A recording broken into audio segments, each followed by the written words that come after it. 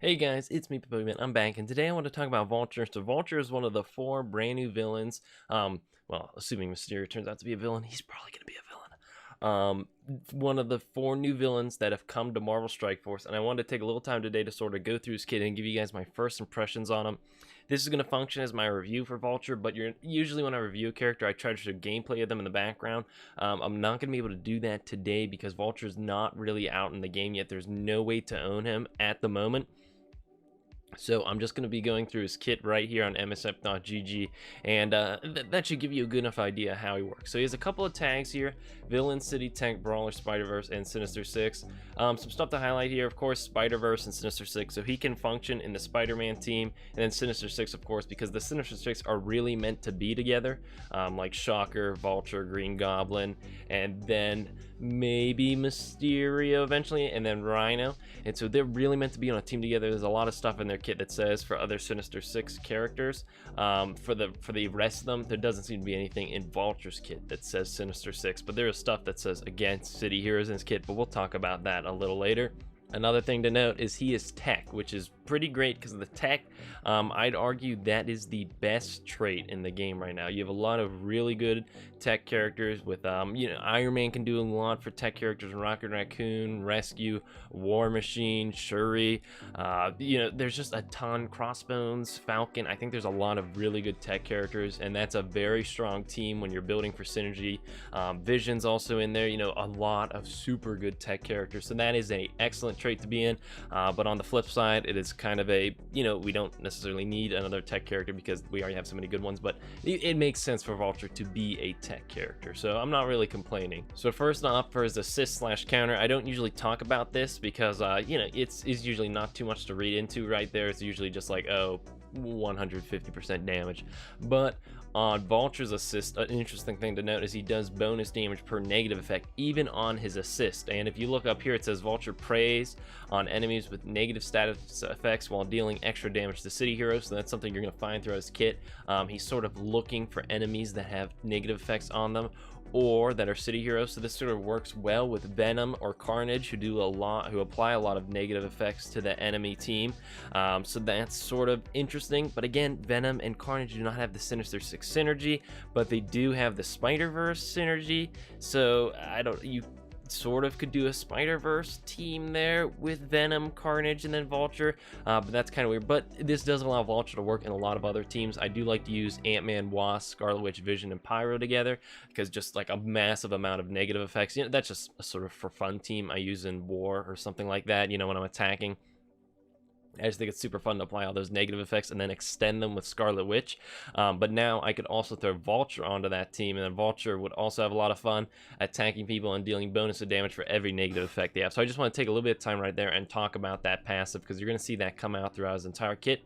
His basic attack is Liftoff. He'll attack the primary target for 250% damage plus 40% additional damage per negative effect. So that is pretty incredible. 40% damage for a negative effect. It is not uncommon to see on a team where you're sort of building them in mind with applying negative effects to enemies. It's not uncommon to have 4 or 5 negative effects on an enemy. You could be looking at an additional 200% damage on a basic attack in the right scenario. So that's nothing to scoff at right there. That is an impressive basic attack. And even if you're not getting that bonus damage for negative effects, it's still doing a good amount of damage. Then for a special attack, Fight and Flight, attack primary target and all adjacent targets for 300% damage plus apply slow. And if the target's in a city hero, he'll apply offense down for 2 turns. So if you watch the trailer, this is an attack where he spins in a circle and he goes straight forward, and then he also hits 2 enemies on the side as well, or any of the adjacent enemies to who you're targeting. And that's great that he can apply slow because that sort of circles back into his kit with the bonus damage he does per negative effect. And here we can see this city hero bonus stuff where he applies an offense down if they're city heroes. So when Casino talked about the Sinister Six, he sort of said they're meant to counter the defenders, which isn't wrong, but they're saying that city heroes, not necessarily the defenders. So this sort of keeps it a little more general, and this also allows the Sinister Six to counter the Spider-Verse characters, so Spider-Man and Miles Morales. Now, we don't have a full Spider-Man team right now, and it's probably going to be a good amount of time till we do get a full Spider-Man team. So that's why I assume Casino didn't say like, hey, they also counter Spider-Man characters, because that's not really a thing yet. But the Sinister Six, it's smart how they're saying they do bonus damage against city heroes, or bonus effects against city heroes, because it allows them to right now counter the defenders, and then in the future when we get more Spider-Man characters, this allows them to also counter the Spider-Man characters. So it's sort of a clever thing they've done here by saying city heroes, because that encompasses a lot of things past, present, and future in Marvel Strike Force that'll be important to counter. Then his ultimate is Supersonic. He'll attack all enemies for 320% damage plus change their speed bar minus 25%. That just, you know, makes it a little longer till they get to go again. This is nice because, again, it works with the rest of his kit, because by slowing them down, you're increasing the amount of time that they'll have negative effects applied to them, because, you know, negative effects usually work on a turn-by-turn basis on removing or applying. So if it's longer till they can take their next turn, that is more time for that negative effect to be on them, and then for other team members to take advantage of those negative effects. I don't know if you can hear, it's thundering outside right now, so it's Vulture so strong that's it's thundering outside.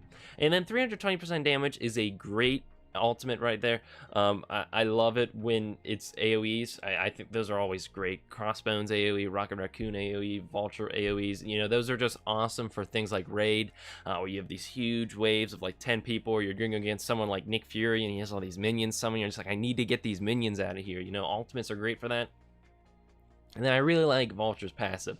It's not like mind-blowingly great, but it's a fun passive that I think works with who Vulture is. I enjoy Dice Masters a lot. That is a board game. I don't know, collectible dice game, whatever you want to call it. But Vulture in there works where as enemies come in and out of play, he gets bonus effects against them.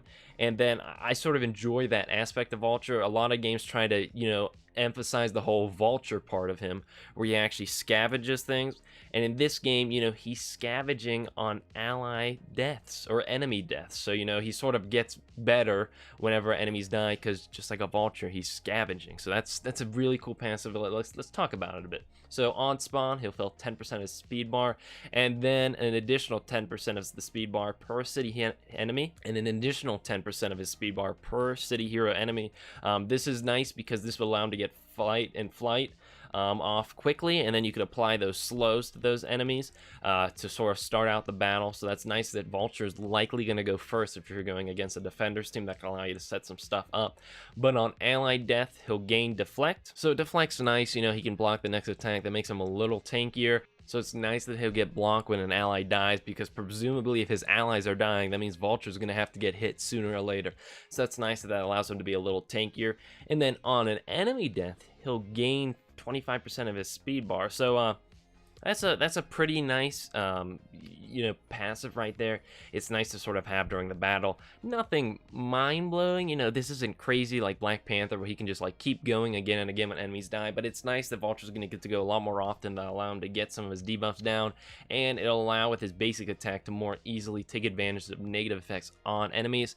And then he gets 10% block chance for each city hero enemy. So, you know, that's nice. Now, one thing I do wonder is, does he, say you start out against 5 city hero enemies, does he, you know, gain 50% block chance, and then does it sort of stay that way for the whole battle? Or when a city hero enemy dies, does it then go down to 40% block chance? But that's something a little more finicky. I wouldn't think too much about that right now when you're deciding whether or not to build Vulture. So Vulture, overall, I think he's a very good character. What's nice is, unlike a lot of other characters in this game, he doesn't depend on having a team built up. You know, he doesn't require anywhere else in his kit to have other allies on his team for additional synergy. You know, there's some characters in this game, like Mantis comes to mind right now, that just struggle if you're not putting them on a team with the right characters. You know, Vulture looks like he can do really well on a lot of different teams, especially because most of his bonuses based off of other characters' traits are based off of the enemy team. So he can do well in war against, you know, all those defenders team you go against. A lot of the teams that you'll see, defenders are extremely common. So having a character that's dealing additional effects against city heroes that's just great to have for war, especially then, you know, say the defenders give themselves all their little fun buffs, Doctor Strange flips them all, then Vulture goes to town. You know, there's a lot of fun stuff you could think of Vulture doing based off of the fact that he does additional damage to city heroes or additional effects to city heroes, and he also deals additional damage when the enemies have negative effects. So overall, if I had to place him right now, I'd say high B, A tier character. Vulture's looking pretty good, and I would advise that you do build up Vulture when you get the chance. But let me know what you think about Vulture down below. How good do you think he's going to be? And with that being said, what do I know, guys? I am just a 17-year-old. Signing off, guys.